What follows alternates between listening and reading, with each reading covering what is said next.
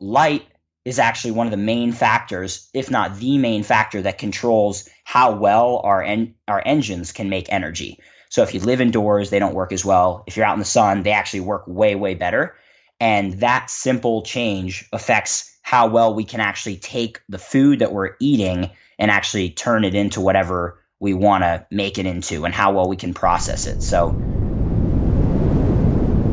Matt Maruca in the building. How are you doing, man? I'm great, man. I'm glad to be here. Good to be here as well. What are you drinking? You just got and picked up some fancy looking drink. What you got? Yeah, it's a yerba mate. So, I don't drink coffee personally, just out of preference. I'm not a big fan of it, but this is a great caffeine boost, and it's from like a Brazilian leaf, and it's pretty good. It's one bottle contains 140 milligrams of caffeine. That's like 2 cups of coffee. So I'm not drinking this whole bottle. Otherwise, I'll take your head off. Yeah. Yeah, exactly. I'll explode. So today we are talking about light, right? You're an expert in light. You've done a lot of research into it, looked at the data on light. What is the light diet?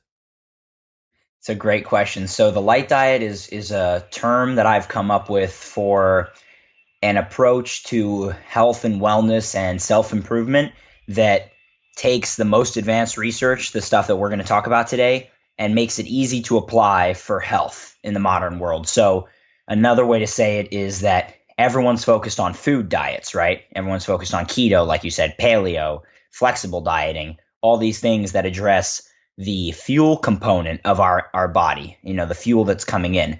The light diet addresses the engine component, so the actual engines that are burning our fuel and making sure that they're optimized.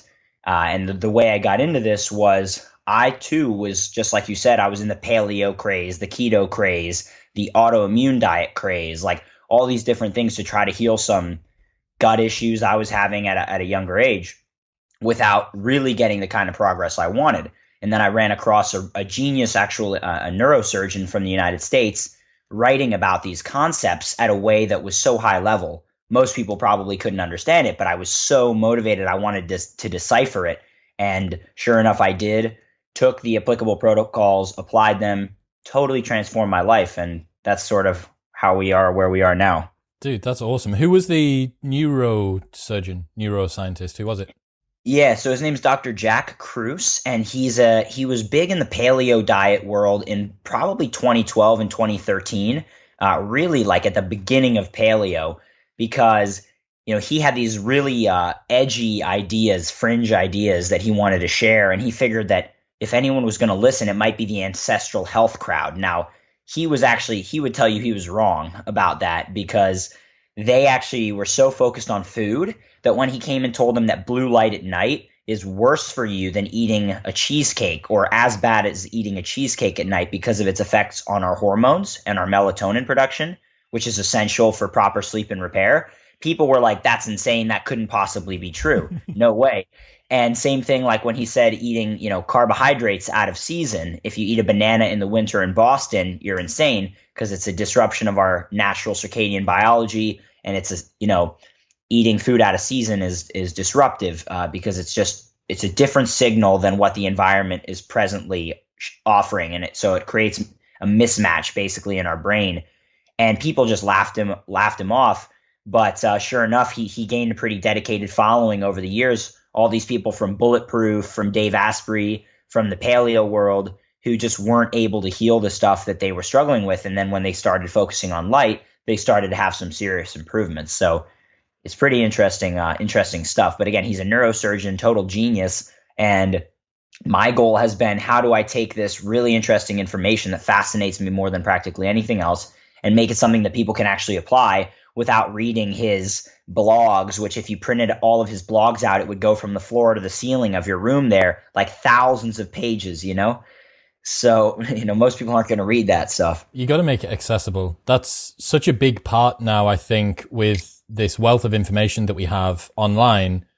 There is a huge market for just synthesizing the best of what's out there, Look at James Clear's 321 newsletter. I think it's about 250 words long every week, but every single word is crafted to dial down one huge concept into a tweet. and then there's another bit that's cut into a tweet, and you just think like there's a lot of work that goes into that.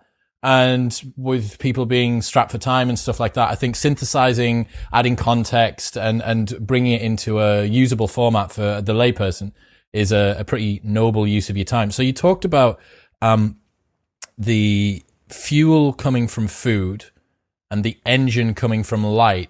Can you explain how that works? What do you mean by engine? How does light interact with that engine? Yeah, it's a really interesting story that I actually really love to dive into. So, and in fact, it fascinates me more than almost anything. So it's really good when we talk about health to talk about what is health. And for me, and I actually gave a talk about this in London last September at this health optimization summit. It's on YouTube. And I did a great job, to be honest. You know, it was like, I was surprised at myself how well it turned out in some ways. But basically, you ask what is health? Well, first of all, you know, it's how well an organism functions, and we would generally say that health is if a living organism functions well. So for me, I want to understand, okay, well, first of all, what is a living organism and how does it function at all, so that I can then understand what does it mean for it to be functioning well, you know, at the basic level. So if you look at like what is a living organism, there's a guy actually from the University College of London named Nick Lane, who's written some really great books in the science space. And he has, like you said, you know, as far as the people on the front of the book reviewing it, like his main book has Bill Gates on the front saying, this is the most fascinating science book I've ever read. So it's really interesting. Yeah.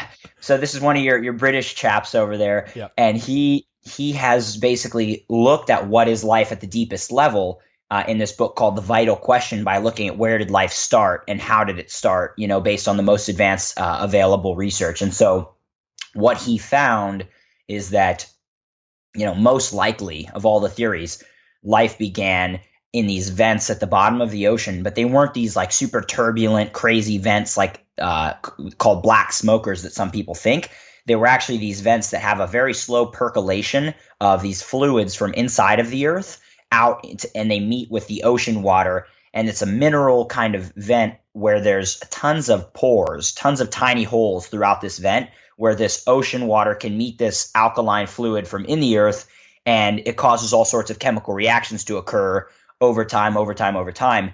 And so what he was able to find, and they've been able to replicate this on a tabletop or a benchtop reactor in their labs, is that this alkaline fluid, when it meets this more acidic ocean water, there's what they call like a proton gradient. So there's more protons in the seawater than there is in this fluid coming from the earth. And anytime you have more of an atom essentially in one place meeting with an atom from another place, they want to mix to even out. Just like, you know, anything you mix together, the eventually all the chemicals balance out, they even out, you know. So that difference, the gradient they call it, is like a potential source of energy. Because when, let's just say you had a ton of people in a room and then no one in the other room, they might be so packed they want to just kind of migrate into the other room.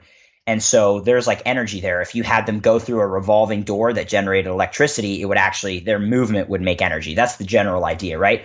So that's kind of what was happening in these vents. And that energy that was present was actually causing certain molecules to react in certain ways that formed what they call organic molecules, carbon, hydrogen-based molecules that eventually started to form, like they started to, just based on the principles of physics, they started to assemble themselves into these structures. And these structures are what we would call like a protocell, a pre-life cell almost, that was dependent on this energy gradient in these vents. But eventually, just based on physics and molecules naturally want to bond in certain ways to form more complex structures that are more energetically favorable for the universe in some way, you know, given the energy available in that environment, eventually these cells develop sort of innovations where they didn't have to depend on that energy in this vent and this sort of natural energy source. So they almost became like a baby who was like weaned off of its mother and was able to be free.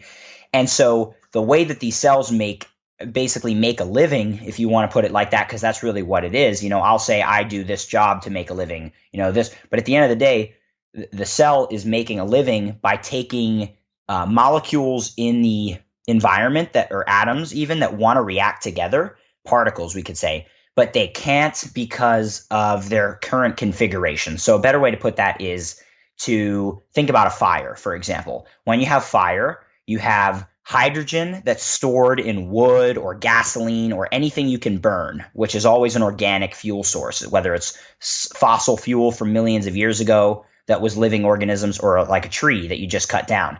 That's a lot of hydrogen stored on the carbon backbone there. Then you have oxygen in the air. The hydrogens and the oxygens would love to react together to make water, but they can only make water once you start freeing the hydrogens from their backbone source. So you add a spark, and the spark is energy to cause the hydrogens to break free. And as soon as they do, they start reacting with the free oxygen in the air. They start making water, and that reaction releases energy because the molecules are now more satisfied in their new configuration. So they release energy. It's called an exothermic reaction. And that reaction basically because of that release of energy, that release acts as the next spark to perpetuate the reaction. So in fire, you only need one spark if it's an easily combustible fuel source, and it'll go forever. So how does that go back to life? Well, that's what these organisms were doing. They're finding all kinds of different pairs. This pair is hydrogen and oxygen. It's called a redox couple, causing them to react together and then extracting energy from that reaction to fuel more reactions. It's basically what life does. So life was always limited, though, to the size of bacteria and an archaea, which is a very simple molecule, or a very simple organism, I should say. We can't even see them with our eye, right? But we're composed of billions of them, essentially trillions. So how did we go from that super duper simple organism to something so complex that we can't even see what we used to be because it's so much smaller than us, right?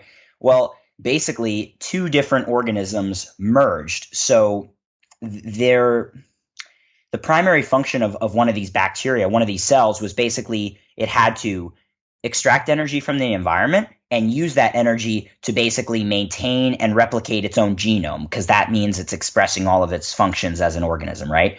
Now, that process is very energy expensive. So just based on the amount of energy that even the most efficient one of these organisms could extract, it was very limited. Now, what happened is two of these organisms actually merged and basically made like a deal a long, long, long time ago.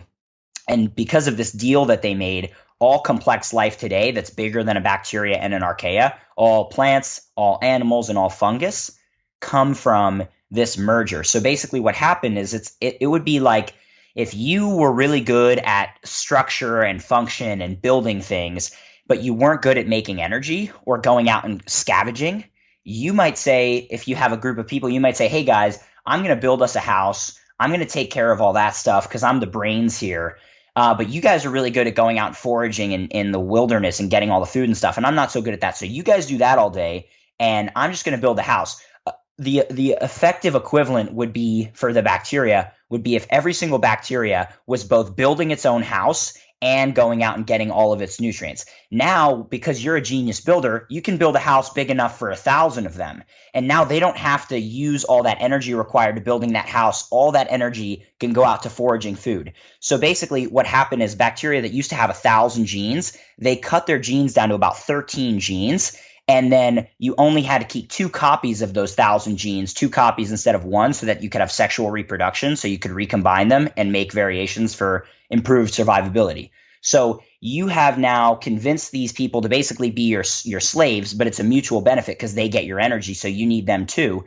And now you have all of their energy that's freed up from them each building their own house, all for energy production. So that energy production now that's freed up allows you to build a significantly more complex house, way, way, way more complex, like thousands of times more. And that energy savings is essentially what allowed complex life to get where we are. And so all of our functions in a living organism, like I said from the beginning, it's all dependent on this production of energy. Like if you have energy, you feel great, but it actually means that everything's working well. And if you don't have energy, you're going to feel bad, but it also means that things aren't working well and you probably have diseases because your body can't carry out all of its functions properly. Just like a government that doesn't have enough funds to carry out all of its programs, it's going to have to cut those programs. That's what happens in our body when we lack energy. So the whole thing tied together for me when I sort of started to get this stuff and start to understand it, it was like, okay, well, there's this perspective in medicine that if you have a problem, it's because your genes are bad.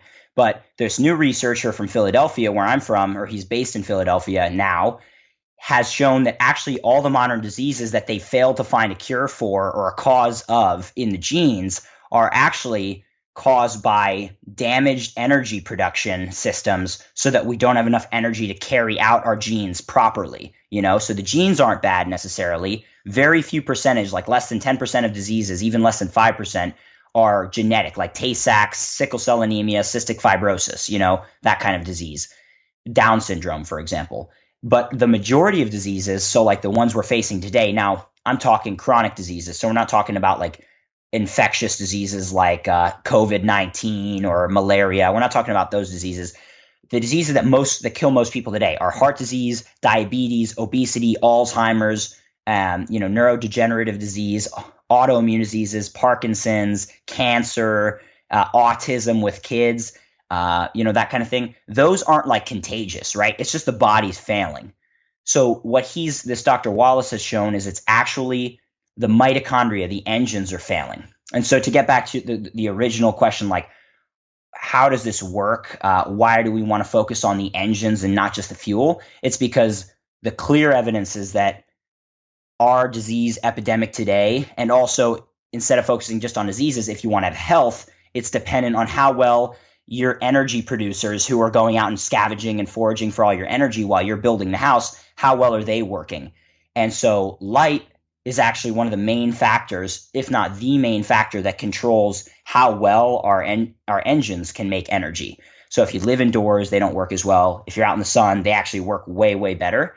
And that simple change affects how well we can actually take the food that we're eating and actually turn it into whatever we want to make it into and how well we can process it. So that's sort of the deep overview, of I love it, man. Why do we want to do this? That's cool. I like the little trip back a couple of billion years down. Yeah, right. Is that jump, you were talking about where the two different cells join together, is that the prokaryotic to eukaryotic leap? Exactly. Yeah, it was that leap. Yes, I knew. That's me dropping knowledge bombs for you there, Matt. You didn't think I knew about prokaryotic and I can't even pronounce it. Those two. Prokaryotic, you got it. Dude. I got it. Don't worry. That's from Nick Bostrom, author of Superintelligence, for you there. Be a little college biochemistry coming in there. Don't worry about me. I'm multifaceted, Matt. I got these things in the locker. Why is light so important in this case? We're not a plant. I don't need to photosynthesize. Actually do. Fuck. Right, okay. Tell me. That's it. My prokaryotic card's been used up. I'm on in your hands now, Matt. Why light? Dude. Why is light matter? So it's really interesting. Actually, at the beginning of life, we actually weren't even exposed to sunlight. So in these vents, there's not much sunlight getting down there. So I've asked the question to myself too, how did light become so important? Why is it so fundamental if we never had it when it began? Exactly. So very good question. So actually what turns out is that we actually did have it when we began. It was just a different type of light. So all of the energy, there's a ton of energy inside of the earth, which is moving molten core of all kinds of minerals and things. It's ridiculously hot and moving and molten. And so that's a different kind of light. It's infrared light, which we also call heat. So all that movement, these flows of these fluids in these vents that were initially catalyzing the reactions for life, it was actually driven by light still, but by infrared light. And so this had a very big impact, which, to be honest, has to be studied a lot more because it just isn't something people have been investing into. This forward-thinking researchers like this guy, Nick Lane, often don't get the kind of funding that their work should, just because, all the funding's going into drugs and all this stuff, which is a big issue. But at the end of the day, infrared light was the main driver of that flow of energy down in these vents, causing this water to be really, really, really hot. It was not cold water. It was probably thousands of degrees, right? So that is, if that water or that heat, that light energy stored in the water wasn't actually there, it's very unlikely that these sort of reactions would have taken place at all. So light was critical and still is critical. A good way of putting it is that light is a visible range of what everyone calls and knows as just energy, right? So this whole conversation we're having about energy and energy production, and if your energy producers work well, those basically servants that we took into ourselves, which we outsourced our energy production to them, but we still need it to stay alive. So again, we need them to work well. If that energy doesn't work well, we have diseases. If it does work really well, we don't. The best way to put it is that, again, light is just a form of energy that we can see. There's tons of energy in the spectrum that we actually can't see. So at a basic level, as any reaction in physics proceeds more effectively, usually or almost always, with more energy. So like, for example, you know that if you have more energy, you feel better and you can do more things. That's a really high level way of explaining it. But if you're in a chemical reaction discussion, especially in living organisms, a lot of the time there are these things called enzymes that lower the energy required for a reaction to happen, because again, you need an initial input of energy to make reactions basically proceed.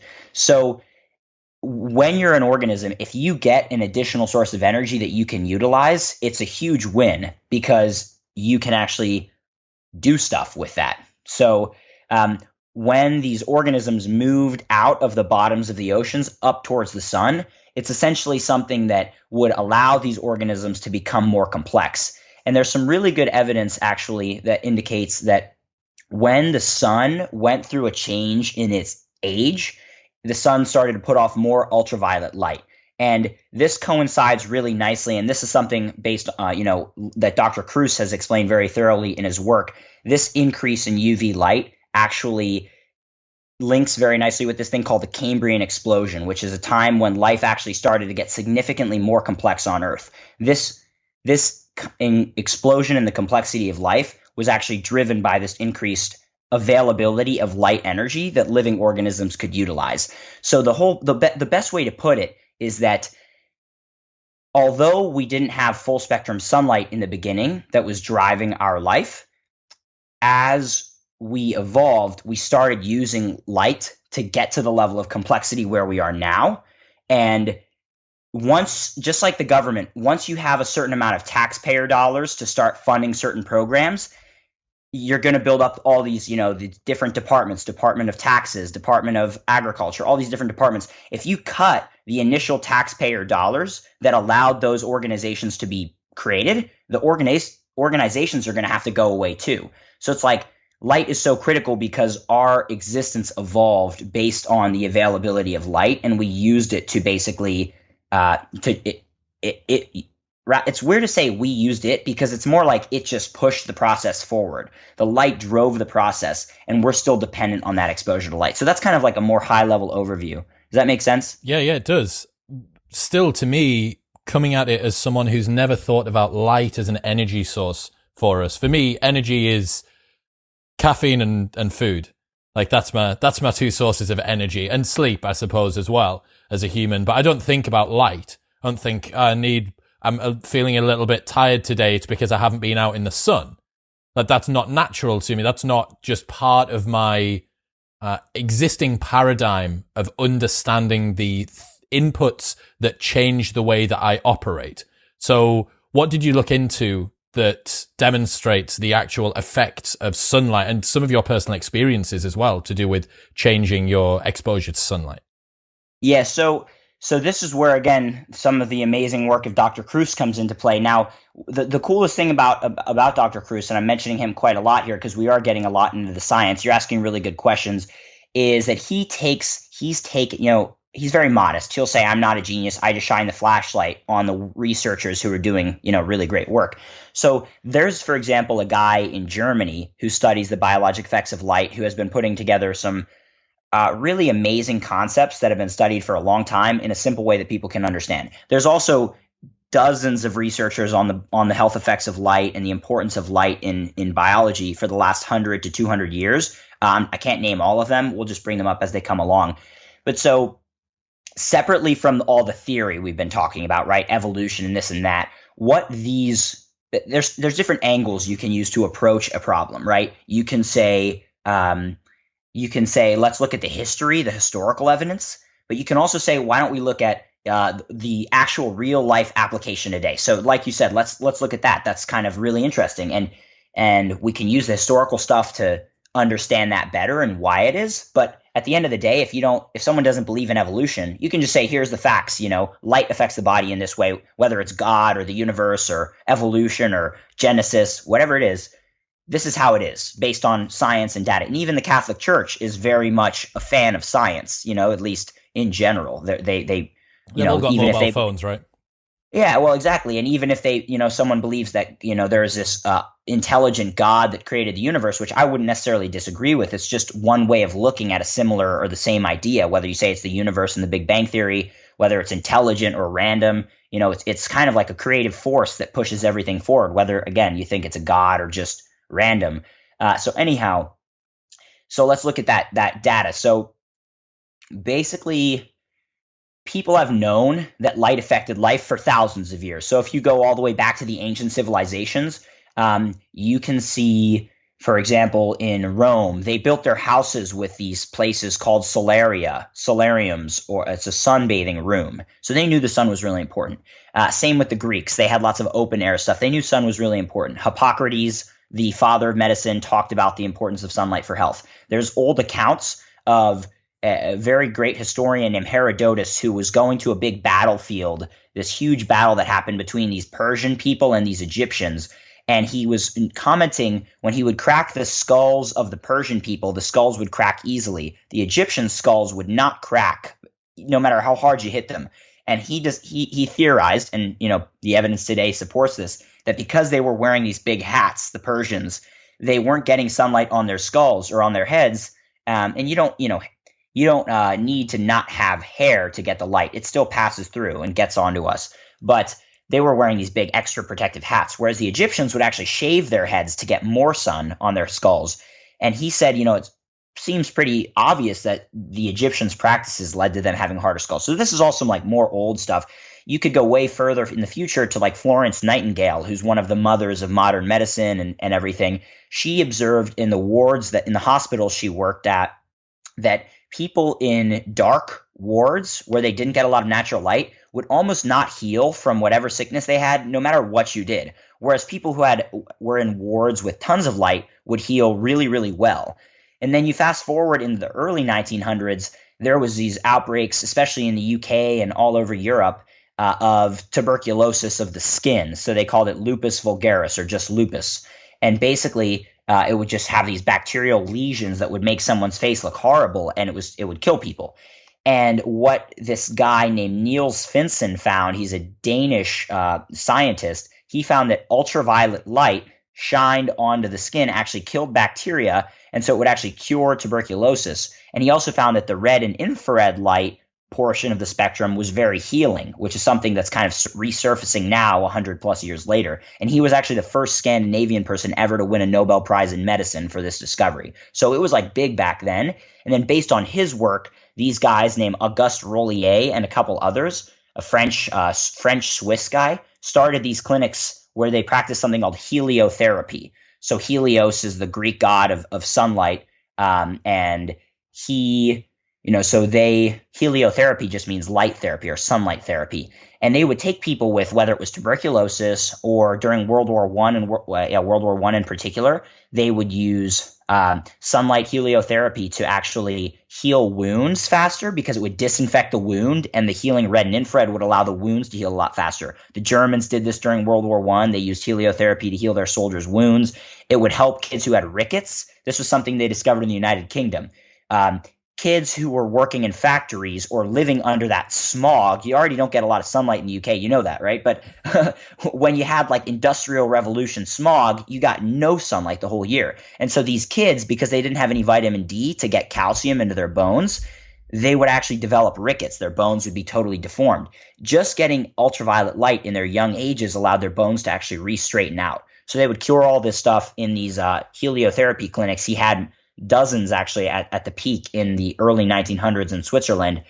Anyway, the issue is people had this whole sunbathing craze going on, especially in the United States, and for multiple reasons, and Dr. Kruse again dives deep into these on his blog, but one of the main ones was babies had jaundice if their mothers had some health issues. So babies would be born with yellow eyes, and they knew that sunlight could actually heal the jaundice. But when they were in hospitals, they try to isolate sunlight, so they just use isolated ultraviolet light, which without the full spectrum of sunlight and the healing light, it would actually become damaging. And so these babies would develop problems with their eyes and so on. And so they started to say that UV light, ultraviolet light from the sun or just in general causes cancer.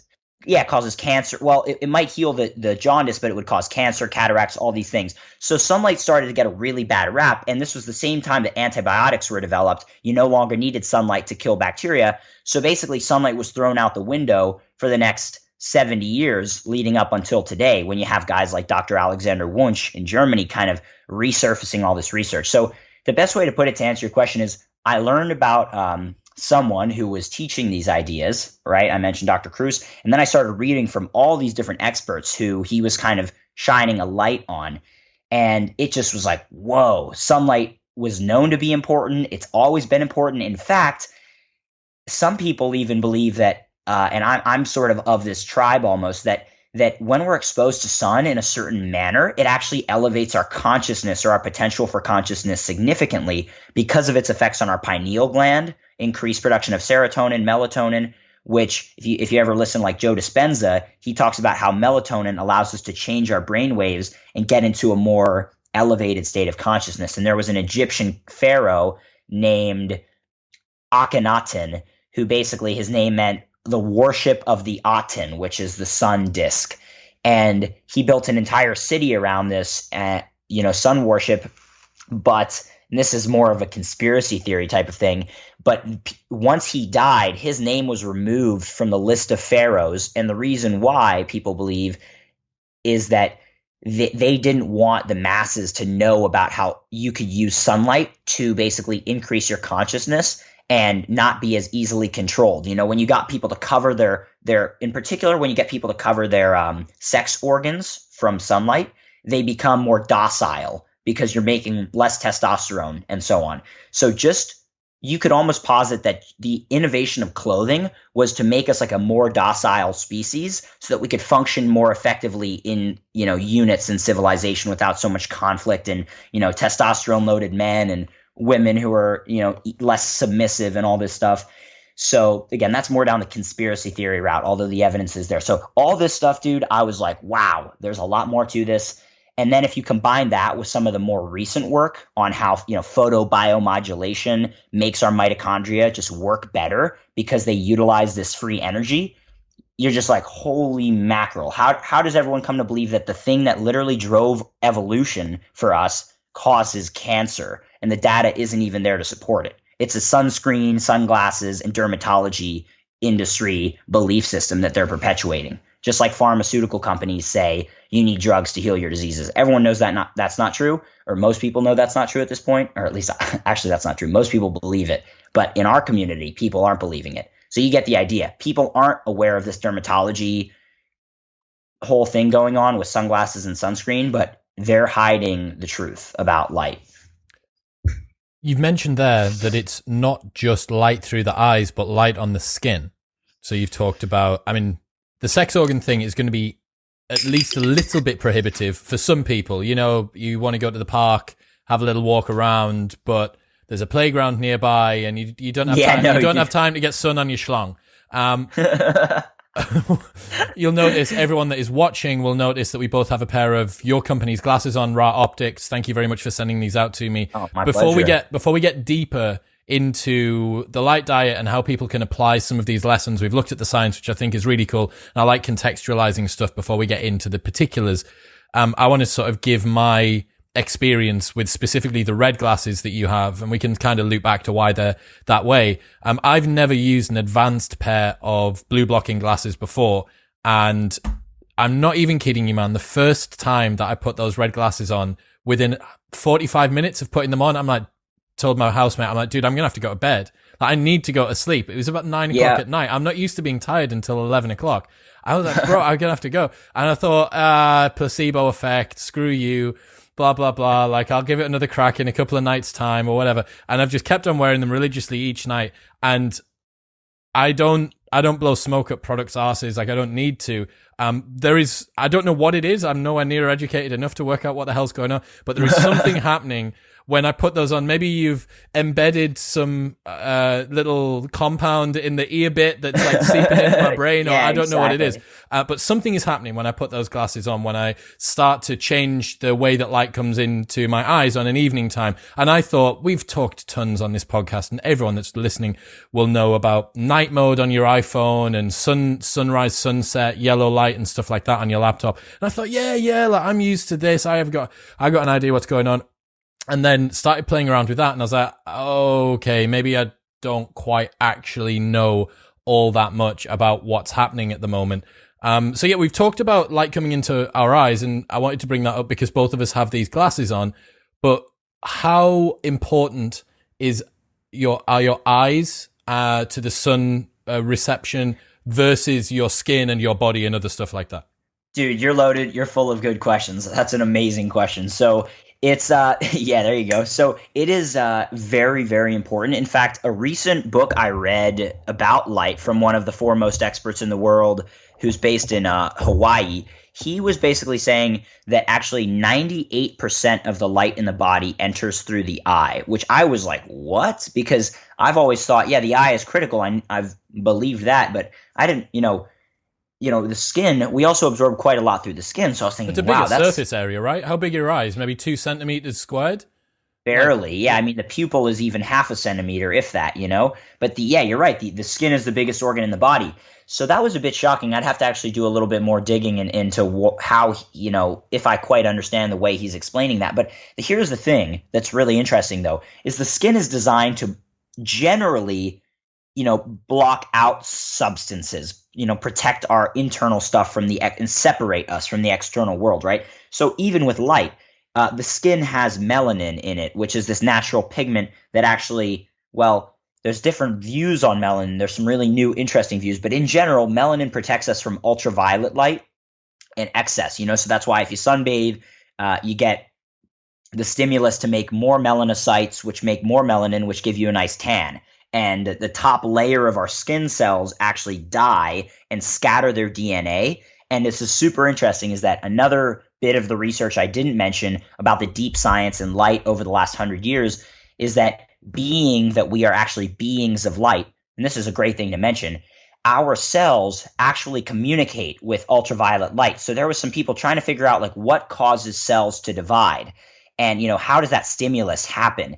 And eventually, through a huge series of experiments, they determined that it was very clearly that it was low frequency ultraviolet light pulses that the cells actually generate themselves. So our cells actually make their own light. They generate this light, and that causes cell division, mitosis and meiosis to occur. And so then these researchers back in the day, there was a couple. One was named Alexander Gurwitch, a Russian guy, and one guy named Fritz Albert Popp, Fritz Albert Popp.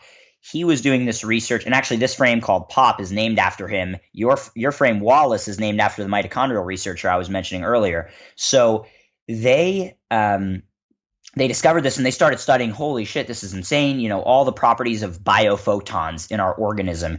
And they found, for example, some amazing things like when a cell is sick, when a cell or an organism is sick, the light that it is emitting is less coherent. It's kind of more chaotic. Whereas when you have a healthy organism, it's light, kind of just like our brain waves being less coherent when we're stressed versus more coherent when we're in a meditation.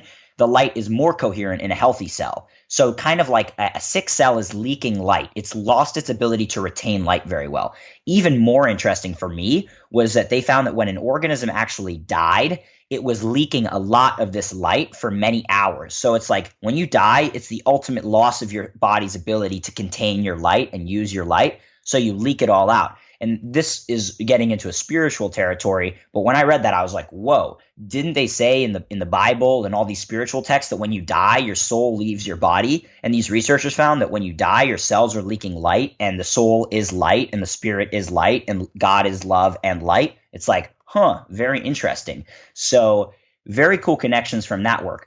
But how does that relate back to, your question of light coming through the eye? Well, the topic of the skin is that our DNA, it communicates with light, but so when we use it, we can use it as an effective sunscreen is the point. It very well absorbs light, takes the high energy ultraviolet, and then re-emits it essentially as infrared, which is healing, right? So that's how it works. Now back to your question about the eye and why that's so important. Well, again, the skin is more blocking out light than it is letting it in. But the eye is black, and the reason it's black is because it lets all of the light in. You know, if it reflected it all, it would be white, but it lets it all in. That's why it's black. And so that's really fascinating. That means we are absorbing a ton of light through the eye.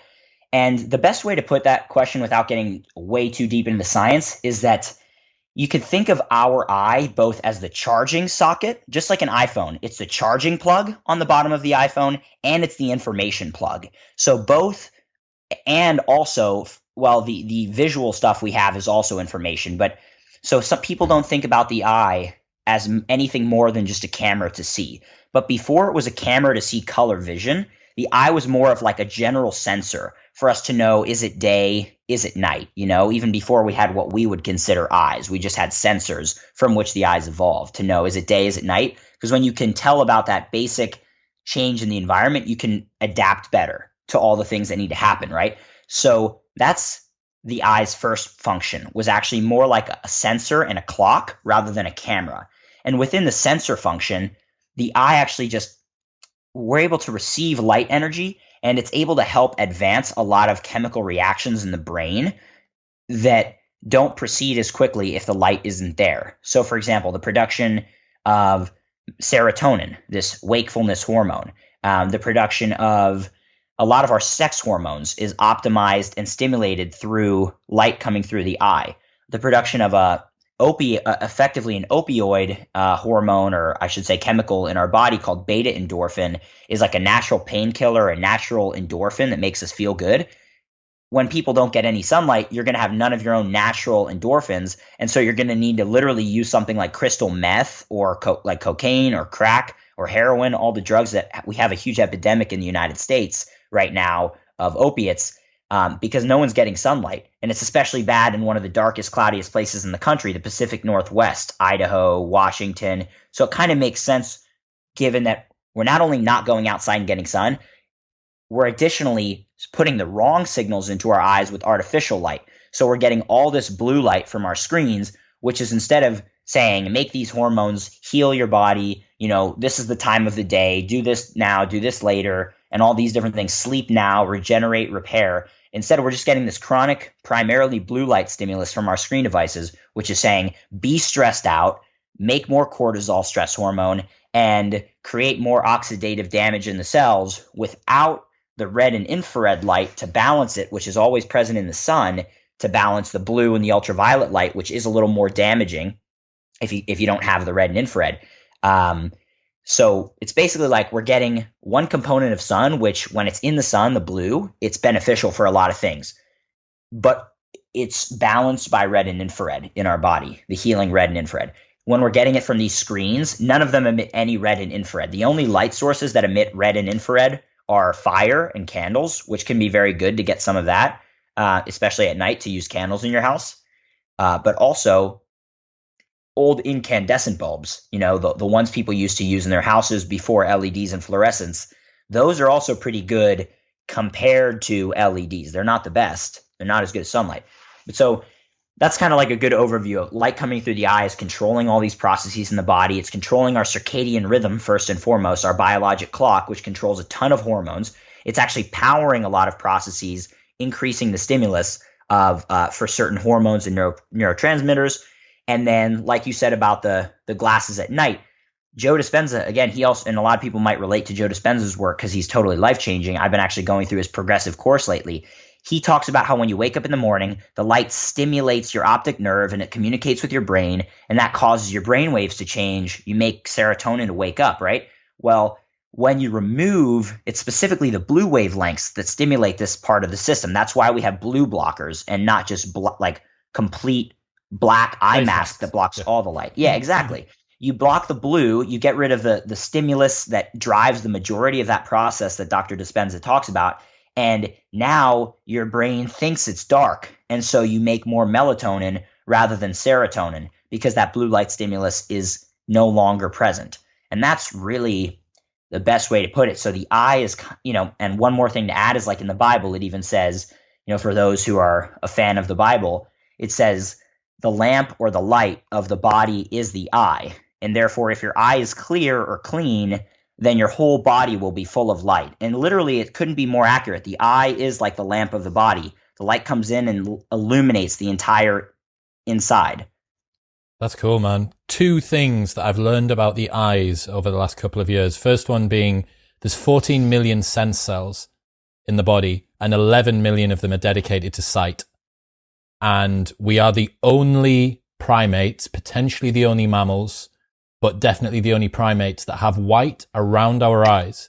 The reason that we have that is because of how social beings we are. We want to be able to see when someone is looking at us. We want to have extra expressive eyes. An awful lot is able to be told through the eyes. If you've ever watched that, I think it's that Liar police TV program where the guy's able to detect micro movements. Oh, he looked slightly down and to the left and there was a little flutter of this happening. And it's all fiction, but super cool and kind of just extrapolates out what some people have a natural capacity for. The reason that we have white around the eyes is that I can see where you're looking. I can tell if you are fearful or interested or deceptive or whatever it might be. Whereas if the area around the eye was black, I wouldn't be able to detect that eye movement as much. So a lot of it is to do with this reciprocal altruism and the trust bearing between different people. So we've talked about that's fascinating. By the way, that's cool as fuck, isn't it? Yeah, the one about the sense cells is from James Clear's Atomic Habits. I can't remember who told me that one. Everyone will know. It was on this podcast anyway. We've talked about the science that underpins all of this stuff. How can people apply this to their life? We've got a lot of information that we've gone through there. First thing, what are the biggest mistakes that normal people make with light? What are the most common mistakes that you see people making? That's actually an amazing question. So I made those mistakes for the whole of my young life, and so I can definitely express those after having learned about it. So probably the biggest, and again, speaking from what I made, and then I can see what I can say what others are doing. But just so people know that like I'm not some perfect person here who has got it all figured out, right? No, we're all learning along the way. So the biggest thing is not getting any sunlight. I mean, honestly, I would say that's probably the biggest, one of the two biggest, not getting any sunlight because like we discussed, light from the sun is kind of this almost free energy source that drove a lot of evolution. And even you could argue because we evolved in equatorial Africa, drove the evolution of the human brain. And so when certain humans went like way further north, like obviously, Europeans who have light skin, the reason our skin is white, like people got to think about this. This is a very basic concept that people don't even consider. It's like, how can I say? People take this for granted is a good way to put it. Our skin became light because we wanted to absorb more sunlight. It was a beneficial adaptation to be able to live in a very cloudy place for a long time. And we weren't getting our vitamin D through our diet like Inuit people, because there's Inuit people who also live very far north in Canada and Africa, or not Africa, what am I saying? Canada and Asia, the north of Asia, the Arctic, right? So they eat so much seafood that they are able to actually get a lot of vitamin D from their seafood. So they didn't necessarily have to have lighter skin. And there's other reasons too. But Europeans, especially in inland in Germany and so on, weren't necessarily eating a ton of seafood. And so that adaptation to get lighter skin, to be able to make vitamin D through the skin more and more and more, because we all do it, but we can do it more with this adaptation, is tremendously beneficial and allowed Europeans to thrive at a very high latitude compared to where we evolved. Does that mean that black families are at a greater risk of vitamin D deficiency?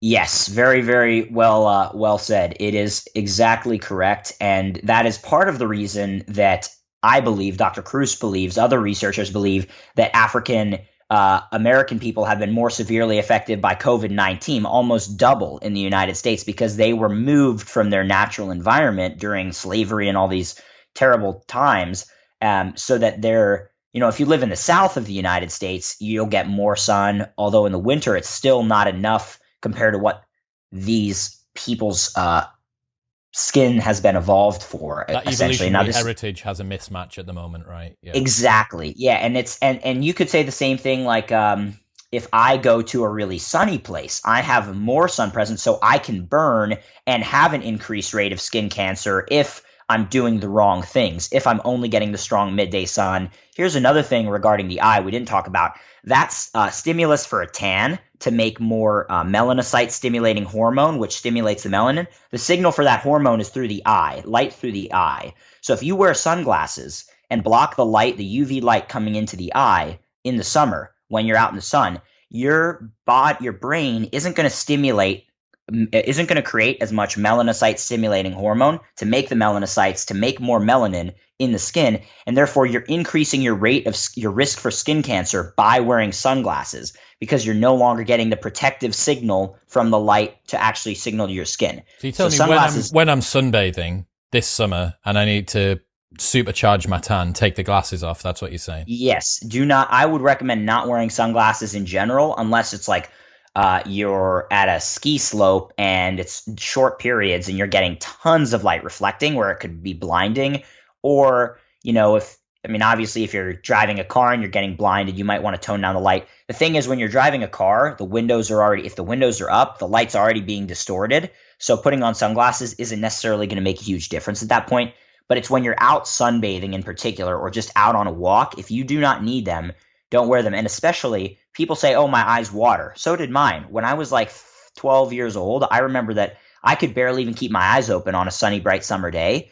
And actually, that's just the tearing is just a mechanism of the eye to cool its surface so that it can actually better assimilate the light that's there. And again, as you work that muscle and eat a healthier diet and various other factors with like natural seafood in the diet to get the omega-3 in your eye, which is where we concentrate most of our omega-3, along with our nerves for our brain. That's where you get it. So let's get back to, we're talking about biggest problems that people take is they don't get enough sunlight. What you've mentioned is that's not just looking at sunlight. You work in an office and you can see the outdoors out of your window. Yeah. That is sun, from sun to eye, no stops in between. Like on the Monopoly board, do not pass go, do not reflect off the building opposite me, go straight into my eye, go straight under my skin. Yes, you want direct sunlight exposure. So again, here's the cool thing is that if it's the winter, Dr. Alexander Wunsch from Germany, who's like pretty much the leading expert in the world right now, he on light's effect on the body, or photobiology is the field. He told me that he believes minimum 2 hours of unfiltered sunlight exposure per day, at least on the eye, is good. And that doesn't mean looking directly at the sun. That's a bad. That is not the piece of advice to take away from this podcast.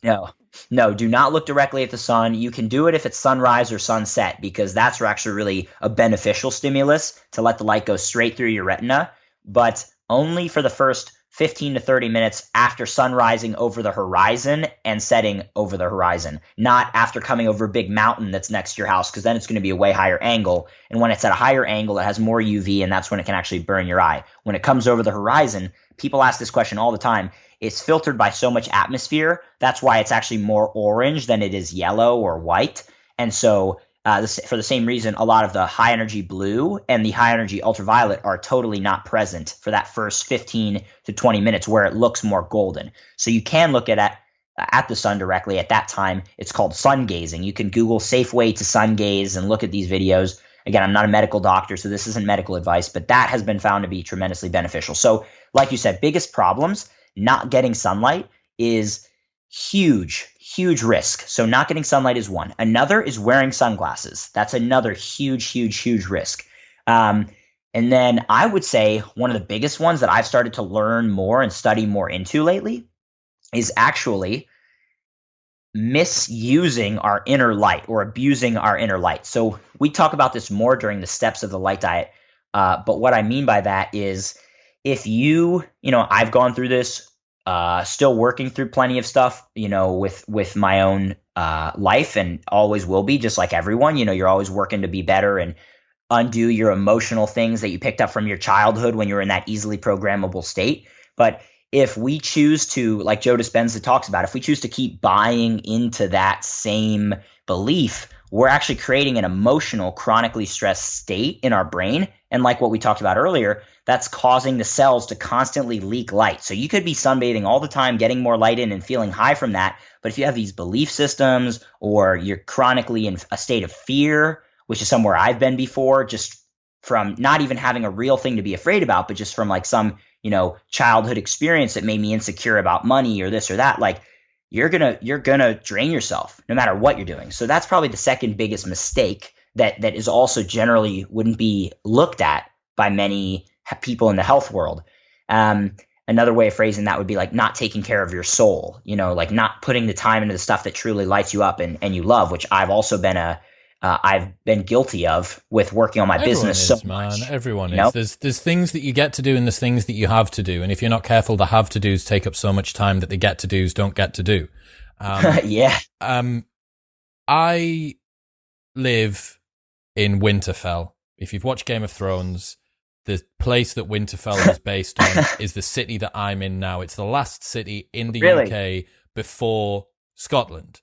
And there's an actual wall. I don't know whether you know this, Hadrian's Wall. So there's a wall between England and Scotland built by, there's actually two. There's the Antonine Wall as well, but there's a genuine wall. So it's ruins now, but it goes the full width of the country. It's like the neck of the country goes in. So it's only about 80 miles wide. A lot of ultra distance runners run the trail. And my buddy holds the unofficial world record for doing it as well, which is pretty cool. Wow. You got to run, if you're running the wall, it's hardly like a flat surface. It's not like running 80-mile ultra on a track or something like that. But that's a side point. That's epic. I live in a place that gets, in winter, sunrise at the winter solstice will be 9 a.m. Sunset will be 4:15 p.m. Wow, yeah. What do I do? I can't, I gotta have a life. I gotta do my things. I can't be outside for 2 hours. How can I maximize in a low sunlight environment? How can I maximize the effects of sunlight? What can I do? So this is a great question, and it's a really good way to segue into the light diet. And again, that's one of the most frequently asked questions is if I live in Scandinavia or Scotland or North England, what do I do? Newcastle, there you go. So Newcastle, as you say. So basically, this is a good place to go into the steps of the light diet. So the first step of the light diet, and these are all applying to you, is to actually sleep with the sun to the extent possible. Now, again, if it's winter, you've got a life, you're probably not going to go to sleep at 4:15, but instead of staying up till 11, go to sleep at like 8 or 9 if you can. That might not be realistic, but the most successful people in the world, a lot of them go to sleep earlier, 8 or 9 or maybe 10 at the latest, and they get up earlier. So that's something you can do in general, and I recommend everyone do that. Going to sleep earlier, waking up earlier.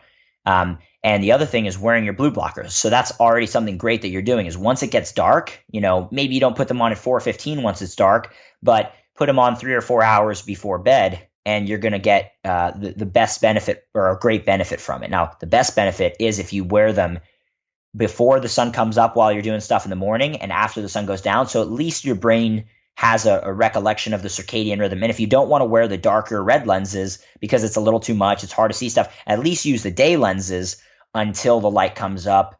And then if you're inside on screens, you just want to keep them on throughout the day to protect from that blue that isn't balanced by the red and the infrared. Man, now you said you can't going for a walk, my evening time walk when it's about 8:45 in the UK now, sun's going down, probably sunsets maybe about 9 o'clock. So it's still like visible, but not super bright. Wearing the red lenses and going for a walk feels like you're in a computer game. Yeah. It's so crazy, man. Like the way when the sun bounces off little clouds that are in the sky, all of the colors are changed and the things that are light stand out tons and things that are dark stand out less. It's like watching a computer game, but it's you walking through it. It's so mad. I was doing it last night, listening to The Precipice by Toby Ord, which is this new book on existential risk. So you can imagine I'm walking through the streets of Newcastle, right? And I'm listening to this discussion about how civilization could end, all of the different ways that the world could come to an end. Is it going to be a anthropological risk? Is it going to be a future takeover of artificial general intelligence with misaligned perverse instantiations? Is it going to be a natural risk that we've seen before but hasn't actually caused all these? And I've got these glasses on that are turning the whole fucking world red. And I'm listening. I'm just in the zone. The AirPods are in. I'm just walking along. It was wild, man. Like, well, that's how wild my lockdown has got. That's as wild as I could get, right? Dude, I bet the people on the street were like, "Who is this guy?" We're in England. I think this mustache, those red glasses, I don't give a fuck, man. I was wearing purple socks as well. I don't care. Yeah, okay. So sleep with the sun and wake with the sun are steps 1 and 2 of the light diet. That's correct. Yeah, steps 1 and 2. Now, one thing I would add is, just so you know, and this is good for you right now, I actually would say next time you go for that evening walk, don't wear the glasses. And the reason why is because the whole idea is you want to get as much of that light as you can. And where you are, the cool thing is everywhere on the planet gets the same amount of sunlight across 365 days of the year, which is a very interesting concept. It's just the difference in distribution. Mm-hmm. So if you're on the Arctic Circle or the Antarctic Circle, you're getting 24 hours at one point and then 0 hours at the other. So what do those people do? Or what do I do in summer? Because I can't be going to bed at 11 or 10:30 and getting up at like 4. Like I'm going to annihilate myself. So it's interesting. Actually, if you look at the wild animals, they often do shorten their sleep in the summer and lengthen it in the winter, because when you have more light, your body has more basically free power to function with. So one could argue you actually need less sleep in the summer and more in the winter. So you don't have to go all the way, but so if you want to go to sleep earlier, put the glasses on, you can definitely do that. But you don't necessarily have to. And again, it's hard to extrapolate what I just said to modern life because none of us are as healthy and optimal as William Wallace, back in the day. It's a piece of piss for my buddy Sam Bish, who will be listening, and Dave Driscoll from Bali, because all year round, 6 a.m., 6 p.m., and then in summer it's like 6:15 a.m. until 6:15 p.m. Like it wobbles such a tiny amount. That's amazing. I was in Bali, and it's 7 degrees south of the equator. So it's exactly right. It's just 12 and 12 and 12 and 12. So you don't get those longer nights, but you also don't get those really short days in the winter, or I should say longer days or the shorter days. So that's a it's very easy to do everything like this when you're in that kind of environment. That's why I like all these Indonesians with unbelievable light diets that they didn't even know about it. Okay, so one issue. Indonesians actually there's largely Muslim countries, so a lot of them are covered up too much, so that can be a problem. But anyway, let's keep going. Sunbathe. So everyone who's Indonesian that's listening, sunbathe in the comfort of your own home. Sleep with the sun. Use blue blockers like Ra Optics, linked in show notes below, with exclusive discount code, which I'll put in the pre-roll, which we'll sort out at some point if anyone wants to pick up a pair. Sleep with the sun, wake with the sun. What is first thing in the morning? What are some ways that people can use the insights you've gained to do with light to help kickstart their day? So what do I do? In general, I try to go to sleep, like we said earlier, and also another thing of step 1, I'm reiterating here, avoid eating late. That's something that, like you mentioned, actually specifically can be really hard. Email back and forth. Yeah. Yeah. But so it's like, if you're eating, the food, depending on how much protein you ate, how heavy the meal is, it's going to be in your gut for the next 3 or 4 hours. And you want to be repairing your cells. You want that light to be healing your cells, not all the blood in your gut trying to digest your food while you're asleep. So that's a researcher named Sachin Panda right here in San Diego, actually, where I am right now, he's huge now. His research is getting really a lot of recognition. A book called The Circadian Code he wrote. But basically what they found is animals that eat the unhealthy foods at the wrong time of day with their circadian rhythm. So the equivalent of a human eating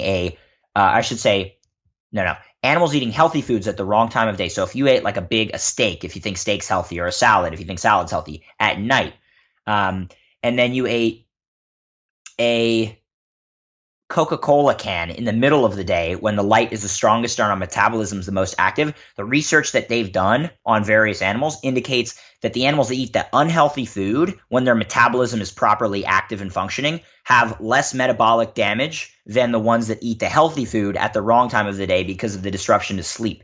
So the whole point there is you can eat late, but it's basically turning whatever healthy food you're eating into unhealthy food because it's disrupting our sleep and repair, which couldn't be more critical. What's a rule of thumb that people can follow? You mentioned 4 hours. 4 hours might be challenging. 3 to 4 hours before bed. If you can just have your last meal, and if you want to eat later, either like you can have a cup of tea that can kill the appetite. Water can kill the appetite. Something small and light can be okay. But yeah, if the sun's going down at 8 or 9, try to eat before 5. If it's going down around 9 or 10, try to eat before 6 or around 6. And it's a general rule of thumb, but that's how actually a lot of cultures that are still living a more native lifestyle have done it, is that they eat, even in like when I was living in Europe, in Eastern Europe for a year on an exchange program in Bosnia, like lunch or dinner technically is like at 2:00. And then dinner in the evening that we think of, supper, is like a smaller, lighter meal. Man, So the Spanish people tearing the fucking hair out here because they love to chain smoke 5 cigarettes in a row with a coffee and a ton of pastries at like 10 o'clock at night. I love Parma, Port, Barcelona. There's restaurants and bars that are serving food until 11 o'clock at night. But I guess it's kind of horses for courses. And to be fair, they've probably still got sunlight, especially in summer when I've been there. It'll probably still be light at like 10:30 or 10 o'clock there. It will. So sleep with the sun. Just to add, if they lived their natural lifestyle like the Spanish people, did before, more outdoors, less screen devices, they can actually get away with that. Same with the Italians. They eat their big dinners at 9 or 10. Like it's not optimal, right? But people have eaten like this for a long time, and they still live till 100 plus years old, right? So it's like, if you get the foundational basics right, that's why I'm not focused all on food, because if you get these mitochondrial things right, dude, you can, as Jack Kruse says, you can eat shit on a shingle and still be pretty healthy. So it's like, there's more leeway. The more things that you get right, the more leeway you have to get small things wrong that aren't part of that central. Okay, so sleep with the sun, avoid eating too late. Wake. What we doing? We wake up. What's optimal? So ideally we're waking up early, and some people would even argue, like Dr. Kruse, like another one of his students, a good friend of mine, who's a doctor, people might want to check him out, Dylan Petkus, Optimal Circadian Health. He dives really deep into the circadian thing. You might even want to have him on your show.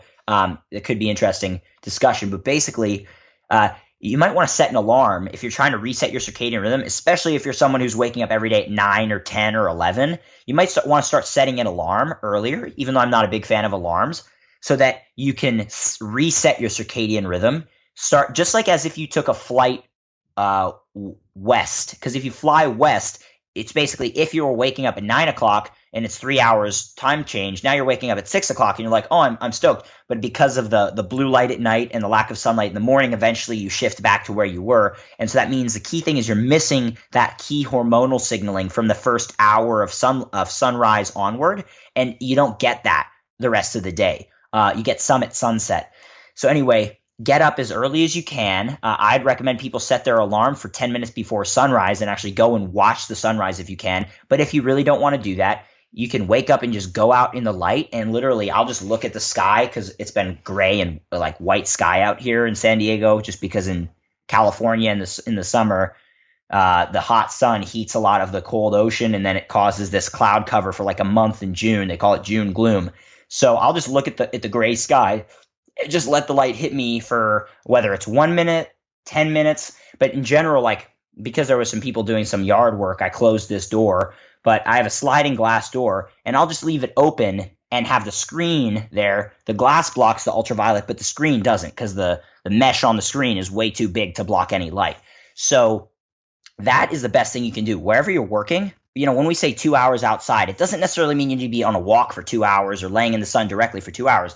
It just means open your window, make sure you're getting unfiltered sunlight, like that window you have in front of you. If you can open it, get that light. And that's pretty much as simple as it is. Like, just drink your coffee on the porch instead of in your kitchen. Just get out more. It's really actually pretty easy. David Allen's getting things done. He has this next action response. The Stoics, they have the dichotomy of control response. It sounds here like you are suggesting that there is a get in the sun response. If you have something that you need to do, we're big fans of the Pomodoro technique, 25 minutes on and 5 minutes off as a working cadence on this podcast. So you could perhaps make sure that all of your 5-minute breaks are spent outside. that all of your coffee breaks, if you choose to have a coffee break, it's outside. You could buy some cheap garden furniture for the summertime, and whenever you're eating, you could eat outside and probably accumulate throughout the day without actually needing to spend a ton of purposeful time outside. You could quite easily accumulate 2 hours of sunlight, the same way as people that want to increase their neat energy expenditure just by, oh, well, I'll just take the stairs, or I'll walk to the corner shop, or I'll do whatever. What are the next actions that you can do that allow you to accumulate this light throughout the day without you necessarily having to impose on your day? It's just little small changes here and there. Yes, absolutely. And I would just add, getting those few breaks is great. If it's sunny, take your shirt off and let yourself get the light on the skin if you can too. That's a huge benefit for people to get. And so, I think, like you said, your show's the Modern Wisdom Podcast. Like, that's a really great way of throwing the modern wisdom, that people can actually easily utilize. And again, the biggest thing I tell people is you don't have to be in direct sunlight. One of the biggest things I should say, you don't have to be in direct sunlight to be getting the benefit of full spectrum light on your eye. You just have to be outside. So if you can work on a patio that has a covering over it or an awning, you're still getting a lot more of the light than if it's coming through a window, or if it's coming through, or if you're just behind a wall. So again, you want to, like you said, the body has this light response in a way. It actually does. You don't want to get too much sun, but the body will say, I've gotten enough in general. Unless you're super deficient, then your body might ask you to stay out when you're actually going to burn. So you have to be careful in the beginning. But once you get a little bit dialed in, I get in the sunlight right now. The sun's starting to shine through. After this, I'm going to go, because I have some calls. I'll take my calls and I'll actually sit in the sun with my shirt off for a little while. But after a while, I get really hot, and my body's basically saying, all right, you got enough. You're getting really hot. So then I'll just be in the shade, or I'll be back inside, but with my big sliding glass door open, letting the light come in. So, we've crushed the first two steps, I think, and the third step inadvertently, which is live outdoors during the day. We already knocked that out. Do you want me to kind of just cover? I can even cover the others at a sort of high level. So yeah, we don't let's have do to. them. Number 4, avoid tap water and drink spring water. Yeah, that's great. I'm actually glad you have. I guess I sent over that document, didn't I? Don't you worry. Your boy is prepared. Dude, you're mad prepared. I love it. And that's funny. I'm actually, that guide that you have, we're actually refining it, and we're going to release it in a much different visual format. It's a bit crazy colorful. It was a first draft a designer sent me, but the content's amazing. So, water is the key repository of light in our body, essentially. So if you're drinking water, there you go. Perfect. Couldn't be more prepared. If you're drinking water that's high in from tap, that's high in chemicals that the city is putting in to clean it. First of all, we can't get into this right now, but it's too much time. But fluoride is really bad for the body, and people, they say that fluoride they put in the water to clean your teeth, but that's just insane. Why do you need to put a chemical without people's choice into the water supply? It's some I've people gone down some mad conspiracy rabbit holes about fluoride and the reasons it's in. Yeah. Good. Yeah. So we don't need to get into that, but people can look into that for themselves and know that's not good. Just drink good quality, bottled water. If you can get it in glass, if you can get it from a spring yourself, amazing. Probably, especially where you are, there's probably a lot of good springs you could access if you wanted near the mountains or something. You advise in the Light Diet guide that I've got, you advise just Googling spring water delivery. And pretty much anywhere that's sort of Western world is probably going to have some form of that. My strategy for the last 5 years since I bought this house has been to use a Brita filter. Where does that rank on your... It's honestly, to be honest, it's not really good enough depending on what your local people are putting in the water, because the Brita, it doesn't take out fluoride or chloride. You would have to have reverse osmosis filter that remineralizes the water. But spring water delivery service, you get these 5-gallon jugs, or I don't even know what that is in liters. It's 40 liters or 20 liters or something like that. Pretty big. And, they're about this big. They're real heavy. Good workout to carry those out of the store and stuff. But basically, that's probably $5 or $10 or 5 or 10 pounds tops for each of those jugs, if that. It might even be 3 or 4 or 5 pounds. So that's a really great option, and it's super easy. I'd love to hear some of the people that are listening will be doing this tomorrow.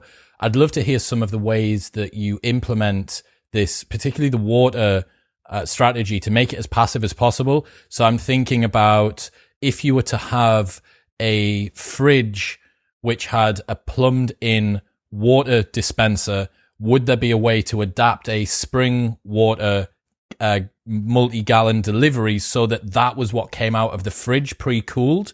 I'm wondering whether or not there'd be a way of that. Someone leave it in the comments below or give me a message and tell me what the solution is. Cause I know that one of you have got it. So just tell me what it is. Okay. Avoid tap water, drink spring water where you can. Number 5, eat a seafood based diet. I think out of all of the different things that you've put in here, number 5 is where I am the most deficient. I can't remember the last time that I ate seafood. Really? So, okay, this is a really interesting concept that it's actually probably one of the more controversial subjects in the light diet, and one that I've questioned to some extent as well. But basically, the most accurate evidence on how humans evolved. So we were talking about life and mitochondria and the origins of life in the beginning, but talking about how humans evolved from apes is a very interesting discussion that, again, not a lot of people have very good data on, but Dr. Kruse is one of the foremost experts in the world, I would say, on human evolution from apes, as far as like at least his theories are the most coherent and they make the most sense. He's not just looking at the bone structure and this and that. He's looking at the genes, different adaptations that make us separate from different apes. And so the most advanced evidence indicates that we evolved as coastal apes. So these apes that were living in the savannah actually got pushed off to the coast and had to change their diet because it was a different climate and there was access to a lot of shellfish there and not so much to the grasses that we were eating previously. So we started eating shellfish.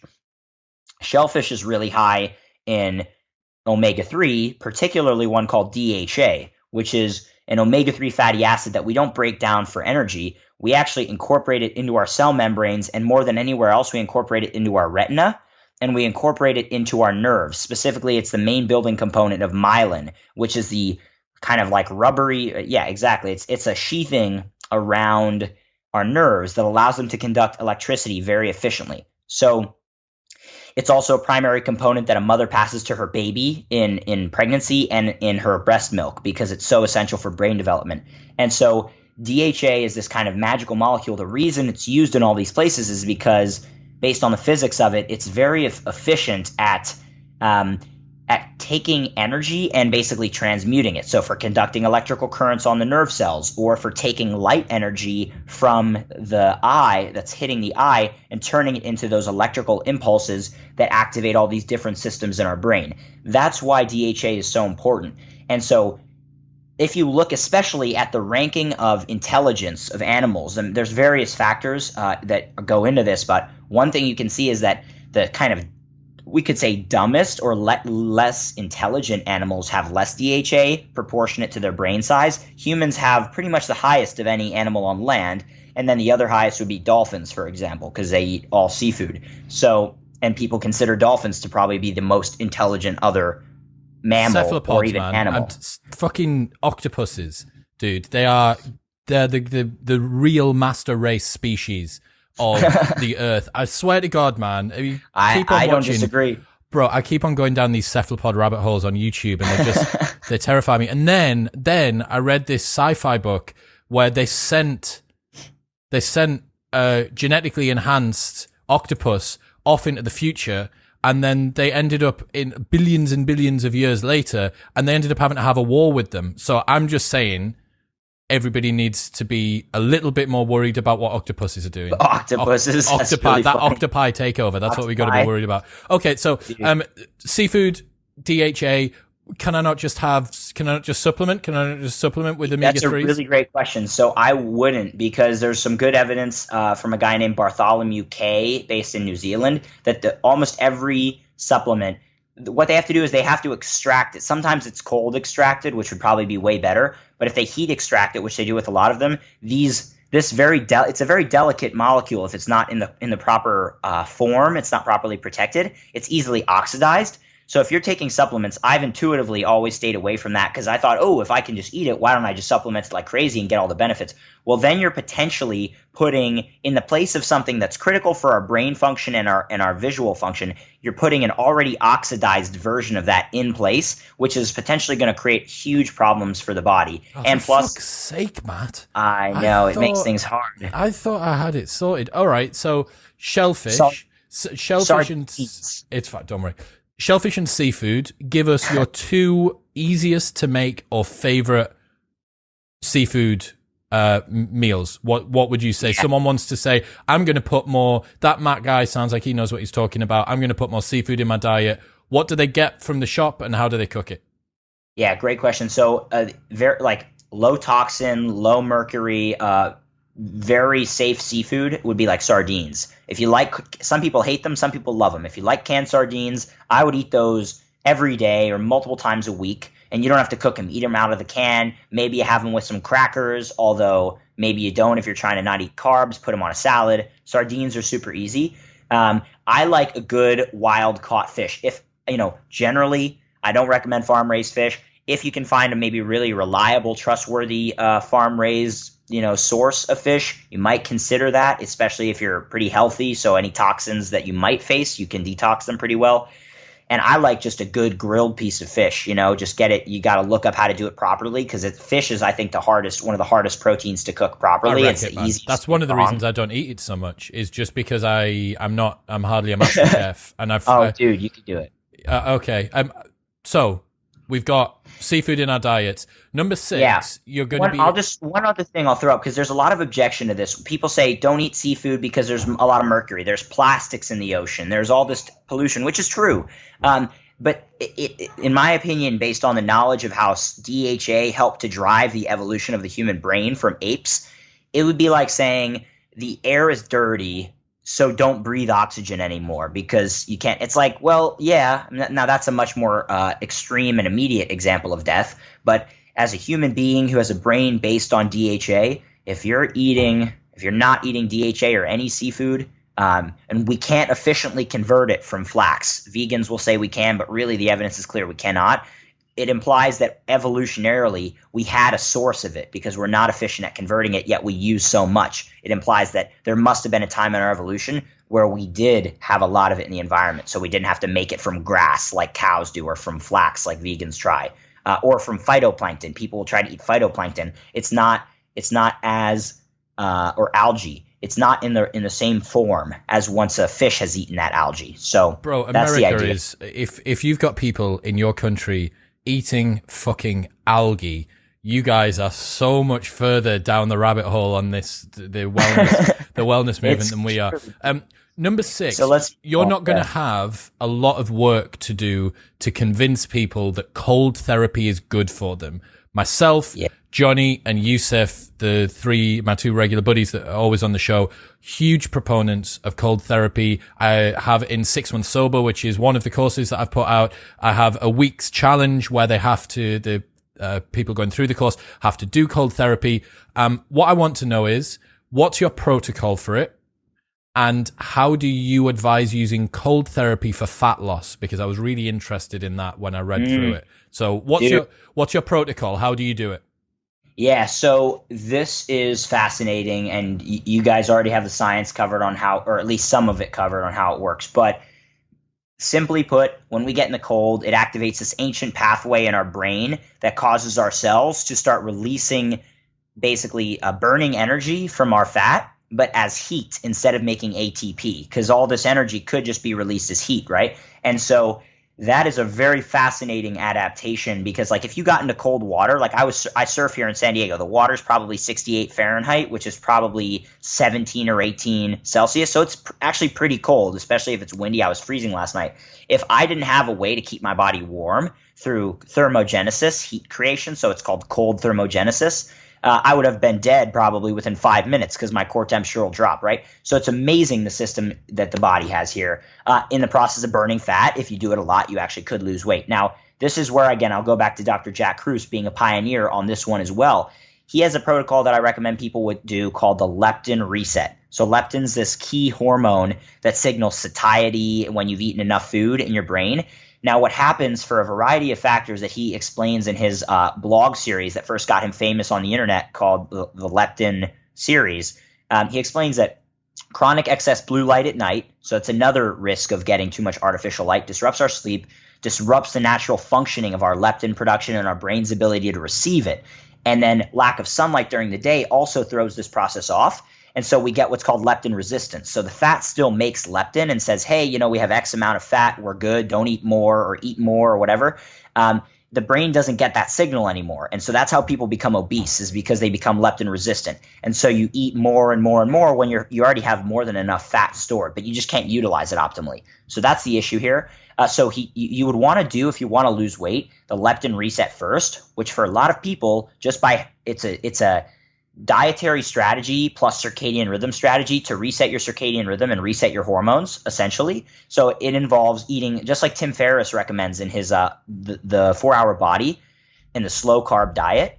It's like 50 grams of protein within 30 minutes of waking. Tim Ferriss did 30 grams, but ideally it's 50 grams of protein within 30 minutes of watching the sunrise in particular. So you want to get up, watch the sunrise, eat a huge protein breakfast, because you're not going to be craving carbs if you eat 50 grams of protein and then any fat that you need on top of that to feel really full. So that's a great start. And that helps to not just reset the brain circadian rhythm through the light, but it resets the gut and the other organ circadian rhythms. Because when you eat, that stimulates digestion, which gets all those, resyncs the peripheral circadian clocks, because they're not just in our brain, they're in every cell, every organ, resets them with that light stimulus on the eye. So you do that. And then really cool is that you can add the cold thermogenesis. And since your leptin should be working after 4 to 6 weeks on that protocol, if you do it properly and don't cheat and don't eat a ton of carbs at night, which is a good way to break that cycle, then you can start effectively burning your fat as heat. And not only having really cool ability to stay in cold water for a long period of time, which will impress your friends potentially, but actually being able to burn fat. So Dr. Kruse, again, people could check this stuff out. He actually burned off in his first time doing this stuff about 160 pounds, which is like 80 kilos, in just under a year and a half, just from taking ice baths with no exercise, if you can imagine. So he was a big boy things before he started doing this. Anyone that's got 80 kilos to lose, if I lost 80 kilos, I'd lose me. You'd be dead. I'd be gone. Chris wouldn't be here anymore. It'd just be a foot. He was definitely morbidly obese. That was why he became interested in all these concepts. Now, people give him a hard time if you look him up. Yeah. People say, oh, he's still a bit overweight. That's something people can look into on their own. But basically, one of the ideas is that when you're older and your body is aging, this is kind of an interesting one, but most of the people who live to over 100 years, a lot of them have a higher body mass index than, just being totally ripped. So it's, there's some evidence to indicate that slight weight gain as you age is like a protective mechanism. Now, he would argue that he's got that issue because of all of his years of neurosurgery, night shifts all the time, which caused him to have this disruption, that you can only keep it down to a certain amount. So that's just something, because people will say, oh, he still looks overweight, I don't want to take his advice. Just look at the science and make the judgments for yourself. But how long? How long? How often? Dude, you can go as long as you want. If your goal is to lose weight, you might want to do every day for a couple hours. But realistically, if you're just trying to do a health benefit, I personally try to get in the ocean and surf every day for about 1 to 2 hours. So if I just had an ice bath, I would do like 30 minutes, because it's eventually boring just to sit there all the time. Mm-hmm. But I would probably try to make it colder than the ocean is here, because I'm only doing a shorter time. So temperature, I would do, if you have good cold tap water throughout the year, that's really great. But if you live somewhere, like most places in the summer, the tap water heats up a lot. So you might want to go and buy ice, or even better, you could, easiest takeaway, if you really want to do this really well and you don't have a cold ocean near you, then I would Google Luke Story, Ben Greenfield ice bath hack. And they did a co-blog, Ben and Luke. Luke showcased his idea on Ben's blog, actually, where he bought a chest freezer, a big chest freezer for, that you could put a ton of meat into, but instead you put yourself into it and you fill it with water and you let the water stay there and you keep the chest freezer on. So instead of freezing your meat, it just keeps that water very, very cold. And that is a great hack. really good hack. I would maybe unplug it when you actually get into it so you don't have any risk of electrocution or something, Yeah. but it'll keep the water cold if you leave it full and you leave it on. So, and then you can get it really cold if you want. You can change the freezer setting and figure out what 1, 2, 3, 4, 5 is going to make the water. There is someone out there that is going to repurpose the same way as these percussion massage devices are essentially just a reciprocating hammer that's been replaced with a massage ball on the end. Someone is going to create the ultimate ice bath thermostat regulated hyper cool barrack chamber machine, which is a chest freezer that's been rebranded and had some cool, got a cool Instagram on it. Oh my gosh, dude! I bet it'll be one of your listeners too. There's someone out there who's got the spring water idea and got that. I did December the 10th in the northeast of England. It was -1 air temperature, and the water was 3 degrees in Lake Windermere. And me and my buddy and a couple of his friends went into the lake. That was the same day that I podcasted with Kamal Ravikant. And by the time that I had that podcast on the nighttime, I was like in a total different space. But that was really, really fun. So, okay, final 2. Avoid native EMF and living in non-native EMF. What's EMF? All right, that's a great question. So have you heard of like the whole 5G conspiracy theory? Oh, we hate Brian Rose on this podcast. So yes, we've heard of it.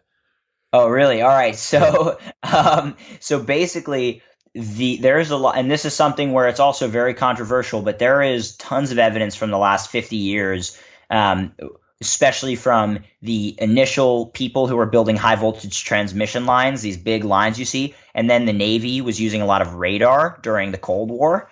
And so in the Russia and the United States, people were studying the health effects of what we call so EMF is electromagnetic fields. So it's like light is an electromagnetic field. Non-native means electromagnetic fields that aren't native to the Earth. So on Earth, we have the Earth's magnetic field.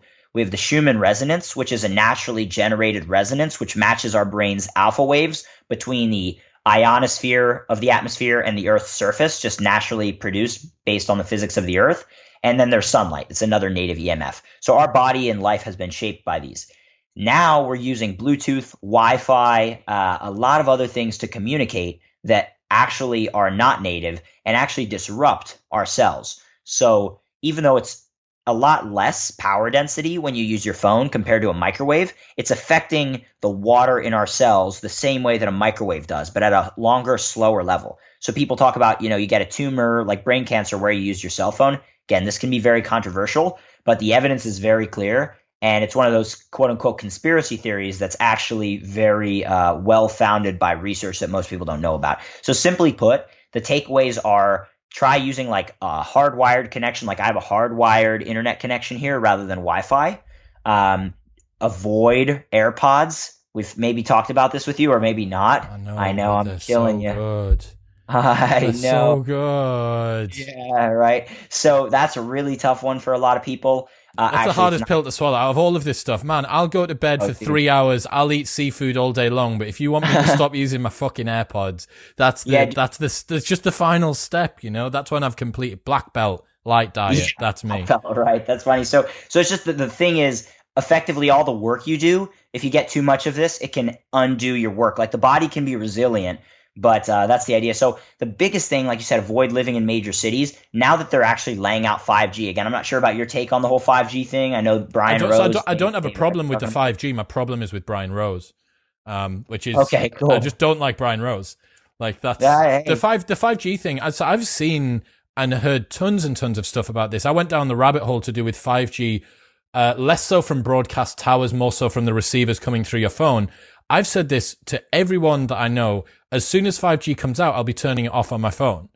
Like I don't need to be able to stream something at a pace quicker than I can currently Wi-Fi something and sacrifice my health for the same. I looked at a stat as well when I went down that rabbit hole that said a 20-minute phone call to your head is the same amount of radiation that a year Wi-Fi router gives off.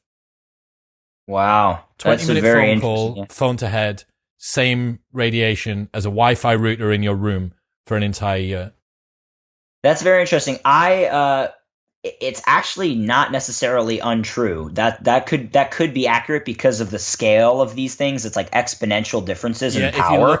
if you look at the way that they set these little measurement devices, and they start to move the thing which is causing the radiation away by just millimeters, like literally just lifting it off the surface of the detector, and as it starts to get a little bit away, it just totally dissipates Yeah. the amount of difference. So yeah, you're right. It's an exponential curve that you have as you get closer to it, right? It is, yeah. So, like Ben Greenfield, for example, he calls his house a dumb home rather than a smart home because he's had this guy named Brian Hoyer, who would probably be someone you might really like to interview, talking about, he actually had him go out and test his whole house. Brian Hoyer is one of what they call a building biologist. They have these actual science-based standards of what kind of exposure to these EMF, sources is safe and or is like where you don't want to be crossing that line. Yeah. Basically, I recommend the best thing people can do is get a meter. It's called a Cornet, Cornet ED88T. You can get them on Amazon. I'm sure you can get them in the UK. And it has the ability to measure radio frequencies, which come from all our communication devices, AirPods, phones, computers, Wi-Fi, Bluetooth, all that stuff. You can also measure magnetic and electric fields, which come from power lines, electrical appliances. Also, magnetic fields come from the computer because of the processor. So you just want to look up building biology safety standards. But if you have that meter and it's going into the yellow constantly or even into the red, it's like you got a problem. So that's just something, if someone really wants to take this seriously and be careful there, great. Now, again, I'm not saying that someone can't be ridiculously healthy and still be exposed to some EMF. Obviously, there are people who are exposed to it and don't get cancer or don't have issues. But then there are a lot of people who are, and they don't even know what's causing them to feel tired or this or that. So for me, it's another variable to just remove. So it isn't like threatening your health. So I think that's a great way to just kind of sum that one up. I could literally do a whole podcast on that because that's been an area of interest to me. It's interesting, man. But, It is cool. I enjoyed Ben on Joe's podcast the first time that I actually heard of him, and I enjoyed him going down the rabbit hole to do with that as well. So final one, spend time with good people, read good books, and prioritize yourself. Yeah, that's very interesting. So I've actually changed that one to just say cultivate your inner light. And we actually did talk about why that's important earlier because, again, it's like you could do all this stuff we're talking about here, but if you're chronically stressed or you're buying into some emotional belief system that's not true, again, this is where I defer to Joe Dispenza because he is one of the experts on that, who's taking old Eastern wisdom and madly redoing it with Western science or reteaching it in an amazing way. So I think that people just should check out some of his work, or whoever's your preferred spiritual or mindset teacher of choice, whether it's Tony Robbins or Deepak Chopra or Sadhguru or whoever, and actually apply the stuff. Like my uncle who lives out in Idaho is like he describes himself as a redneck, like we say in the United States. He told me one time about whether it's workout systems or like mindset coaches, whatever you want to apply to, or diets. This was kind of his take. He's like, they all work. You just actually have to do them. It's like people, not that they actually do all work, but the idea is like people just have so many options. They won't just pick one and apply it all the way. So it's like, let's just pick one and apply it all the way and then get some results from it and then pivot if you need. The rule that I always tell people is compliance is the biggest indicator of whether a plan is going to work or not. The best workout plan is the one that you do every day. The best diet is the one that you stick to. The best sleep and weight, the best productivity tool that you have is the one that you're able to use. Compliance is the important factor when it comes to this stuff. How can someone that decides to go flexible dieting, counting macros, and do the carnivore diet, and do keto, and do all of these different things, how can people that do all of these different forms of exercise, training, work, productivity, they all get results? There's nothing that unifies all of these different strategies apart from the fact that people stick to the fucking plan. They have a plan and they don't deviate from it. And that's what people don't get. That what's the best workout regime? The one that you stick to. And when people do They decide to go and do a functional bodybuilding style thing because they're a bit sick of CrossFit or they're a bit sick of bodybuilding. They're somewhere in the middle. And they decide to do that for 3 weeks and then pivot. And you're like, well, of course it's not going to fucking work. Of course it isn't, because you didn't stick to the plan. And that's why one of the most important things I think that we need to try and do, especially that I'm trying to get across with this show, is the minimum viable product for habits is the important thing. Get yourself over the line. Start to get into the rhythm of, okay, I'm going to have a hard digital sunset 2 hours before I go to bed. I'm going to get myself some good quality blue blockers. Raw Optics, perfect example, link in show notes below. I'm going to try and get, some fish. That's why I'm saying, look, how minimum could we get through? Should we have one day a week? I'm going to do pescatarian day or whatever it might be. For seafood, I do like 3 to 5 meals a week if you can at minimum. That'd be good. But again, just replace one of your steaks with a nice piece of fish. Just learn how to cook it once. You'll be so glad you did. It'll add great variety. Anyway, continue. That's it, man. That's all I got to say, dude. Today has been so much fun. Like, oh man, you've dropped some fucking knowledge bombs, man. Dude, I love it. Your day's ending. My day's just getting started. It couldn't be a better way for you to get in your evening and for me to get into the rest of my workday. So I'm super stoked. I'll throw one more thought out here. People ask when you talk about like you said, compliance.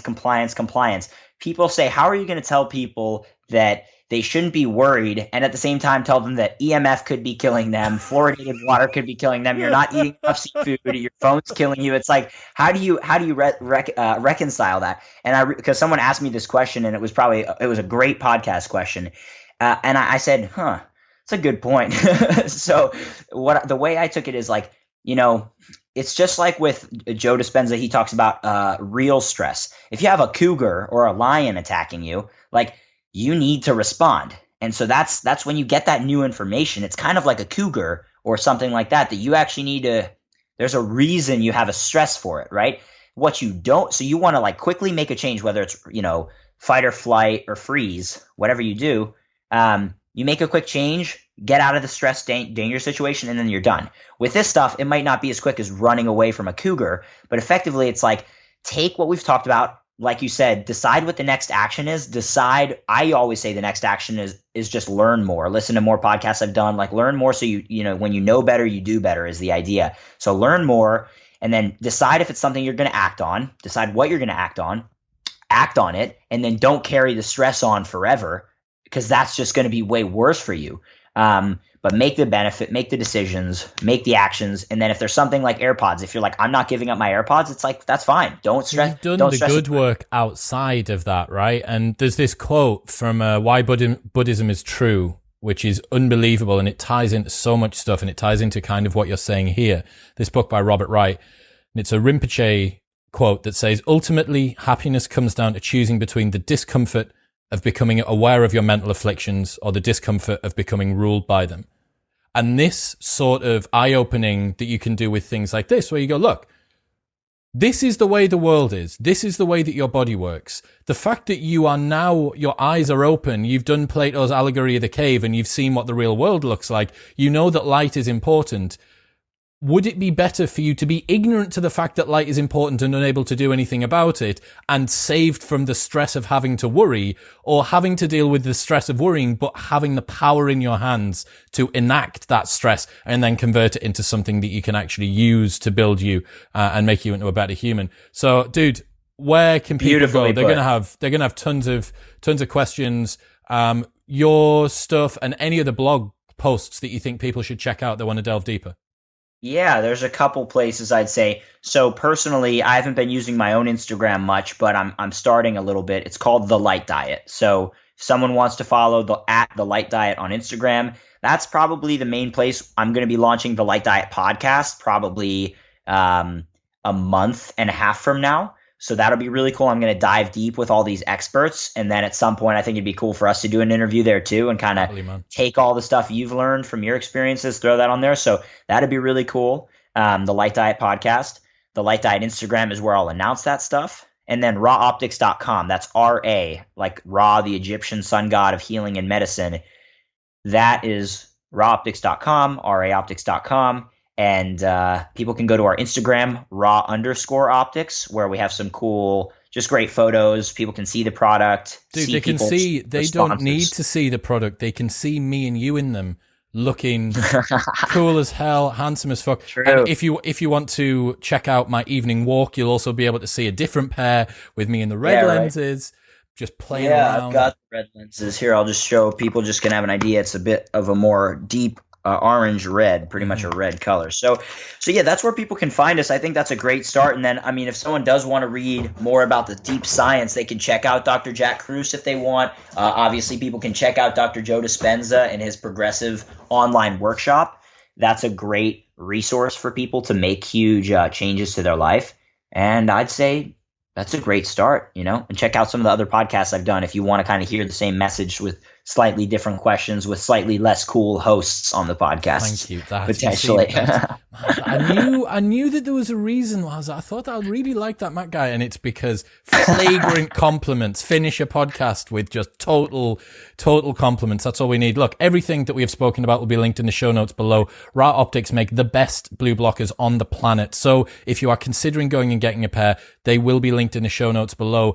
There is also a code. I'm sure I'll be able to twist Matt's arm and get some sort of a discount for you. So sure. I will have already spoken about that in the pre-roll to this podcast. So I'm referencing myself in the future, which will have already happened in your particular experience of this. But look, Matt, man, thank you so much. I know that I've taken a ton from reading The Light Diet a couple of months ago and really trying to think proactively about the way that I do expose myself to light, about trying to reset my circadian rhythm in a more effective manner. And I need to go buy some sardines now, don't I?